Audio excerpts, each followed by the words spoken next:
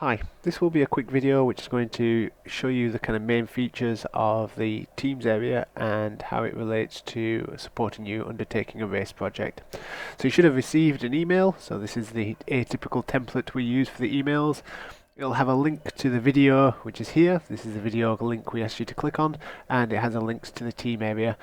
You should have also received a previous email just indicating that you've been added to a particular Teams area, so you can click on either, but as we're on this video today and we're obviously on the email, we can just click on this link.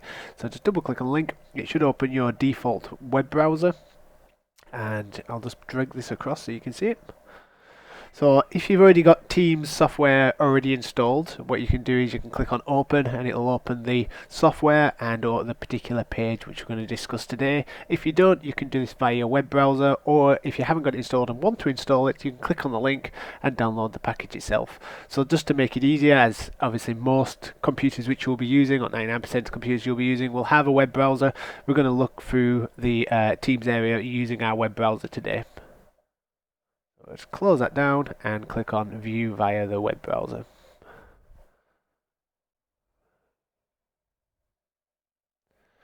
So this is the Teams area. So what we're going to do is discuss through some key features of the team area and how it can support you undertaking a RaCE project. So the first area is this first homepage. This is the main communication channel for your teammates within your team group to discuss and obviously talk about current problems or issues they'll be having with Teams. So it's just like a normal chat bar, the same kind of thing what you'll see on most kind of social media, where you can set up a comment and then people can respond to it. So for example, we can say hi and press enter. It will then respond and put that comment up. You can then reply to that comment.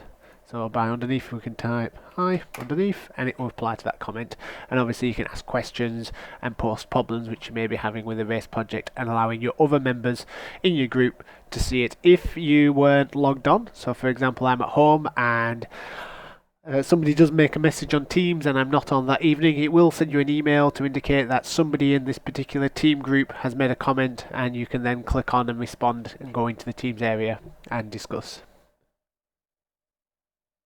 The other functionality which is very helpful for you to work collaboratively with others is to be able to set up meetings within your team.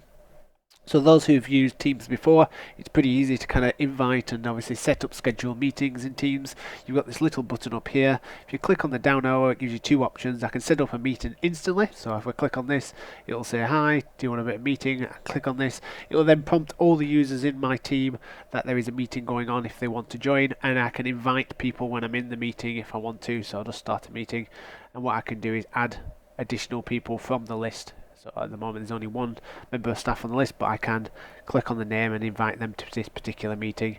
It has the normal functionality as Skype, so I can share my screen, I can raise my hand and I can make comments.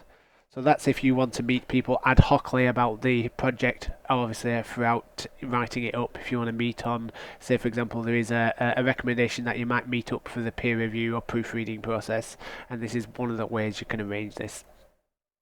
The other thing you can do, as discussed, you can schedule a meeting. So it's just the same process. Click on schedule, it'll bring up your diary, and then you can input who you want to come to the meeting, time, date, etc. for when the meeting should be taking place. When completing this, it will automatically email the correspondence to the obviously information about the meeting, and it will also give them a link to the particular meeting itself. So in their diary it will have a URL which will allow them to join the meeting when it's time to start the meeting. The other functionality, which is the main area which we'll be using as part of the RaCE project, is this area here, which is our staff notes. The way you've been set up on Teams is that you're all owners of the area, so that means you have full capabilities of the software and you can access all areas. This is a structured set of course materials which will walk you through step by step of how to complete a RaCE project. So it'll firstly give you an intro of what the RaCE project is about and obviously give you some examples. It'll give you information about what is a systematic review and how obviously answering your clinical question, how it may support you in clinical practice. It'll indicate the kind of basic workload which is expected for undertaking a RaCE project and give you some tools to help you allocate the workload and set out some SMART goals to indicate completion. The other area, as we are on here now, I can show you is these tick bars. So what it allows us to do is when you've completed a task as part of this worksheet, what you'll be able to do, or what I actually do, is to tick these boxes. And that's what it allows us to do is, as a team at the university, we can log on at any point and we can see how far you are in regards to completing the RaCE project. So it allows us to go in and get in a summary statement of how far you are along each of the stages. So if we go back into here, the other part is firstly helping you to define your question. So what you're doing here is you complete the materials. This is your own area, so don't worry about if you delete or copy anything. This is your own note, so nobody else, obviously it doesn't replicate anywhere else. You can obviously answer your own questions. Anything you enter into here will save across all the people who are in the team, so anybody else who's in your team will be able to see the answers you give and obviously the work you're doing. So it's kind of allows you to kind of all work on a single document. So this will take you through the stages of how to define your question and how to kind of carry out the initial searches to identify which literature might be relevant to your systematic clinical question. So when you do this, it will obviously have a wide range of materials to support you. So in this case it has a video. It'll tell you specifically what to do. So in this case it's quite simple. You can press control. In this case you can just press click. Control and click, control and click, and what it does is it will open a tab and give you links to the videos. In most of the cases the videos are embedded to the material, so you'll see I think here we are in here. What you've got is the integrated video, which is a part of the materials. So there's lots of materials on there, but it's a step-by-step guide. The colour coordination is yellow is a task you need to complete. So depending on how much time you have, the kind of essential elements you need to do are the yellow bits, they're in the yellow sections, and they'll tell you the tasks. But each task leads you closer to completing that final write-up. So it's really important that you complete each task and it will build on to each other. And this is all kind of explained in detail as part of your introduction section. So it tells you what the yellow bits mean, etc., and why the kind of structuring is set out in that specific manner.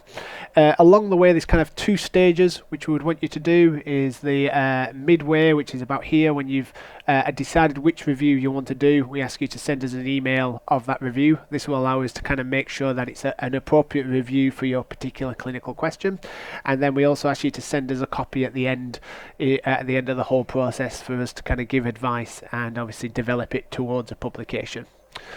Just kind of a thing you need to be aware of when using EndNote in Teams is when you click into this menu here and click onto the next, to get it onto full screen again, you just double click back onto the text. So this allows you to kind of see the full set of text, and when you want to go back to the menu, just click that tab there and obviously you've got the menu again. So that's the main contents materials. Like I said, it's all unit based. You start at the top and then just work your way down, and each section will tell you what you're doing on the next section. Because of the way RaCE projects are set out, you can allocate the workload to different members of the group, so you can do things simultaneously. For example, one person might write the intro, another person might write the method section, another person might write the findings, and it's obviously instructed in the allocation of workloads of how that would work, but you can all simultaneously work on the document at once. So it is designed that you can enter and type at the same time and it will be fine. So it's designed to be a live document, allowing everybody in the group to work on it at the same time. The other area which is really important is the file section.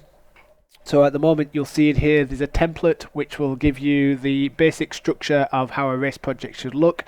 You can work on it, depends how your team would work. It's probably important for you to decide this, but you can work on the document live within Teams. So you can do this via a web browser, so you can all simultaneously populate the space by working online by using it through your web browser. The other way obviously you can work on it is by downloading it. The key is that if you're going to download it and upload versions of it, you just need to change the name slightly. So you might have version 1, 2, 3. So at the end of it, just change the name, so when you upload you have an archive of the document.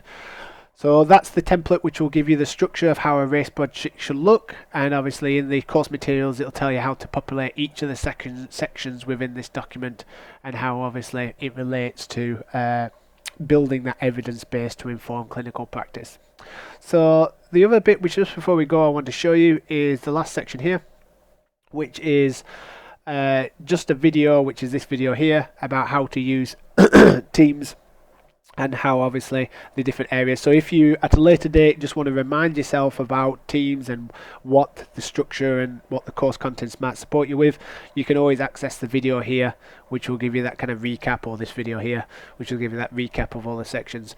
The last thing which I'll probably mention before I go is if you've got a teammate who wants to join, so for example you've already started your project and a couple of members of staff have then voiced saying they want to join the group and help to complete the RaCE project, you can add them. So the easy way to this, if you click on the little three dots here and then go to add member and then just type their email address in. I won't type it in because it will obviously show staff members from my institution, but you type the email address in and then click add. The best way to add them is an owner, because that allows them to have full access to the space as what you have. So when you have a selection of a member or an owner, if you select as an owner, it'll just give you additional access rights and allow to have the full functionality as you do here. We're only an email away, so if you see in your original email, so the email which you've clicked on today to gain access, there's an email address. This is my email address, so if you need help with anything, please just click on this and obviously we'll be able to support you in any way we want. We've also, for each of your RaCE projects, what you'll see in the team member area, so in your team space, what you'll also find is that there will also be an allocated member of staff to the project. So it might not be me specifically, but it might be one of my members of my team. So they'll always be online as well. So that means that's not they're going to be 24/7 online ready for calls, but it means that if you're having a conversation, it may be the case that we'll pop in and they may be able to help with some of the questions you may be having. So you'll find that sometimes one of our staff members will be monitoring the chat room or communication area, and if you're struggling, they may pop in and give you support that way. So thank you for listening, and like I say, if you have any questions, please don't hesitate to drop me an email. Thank you.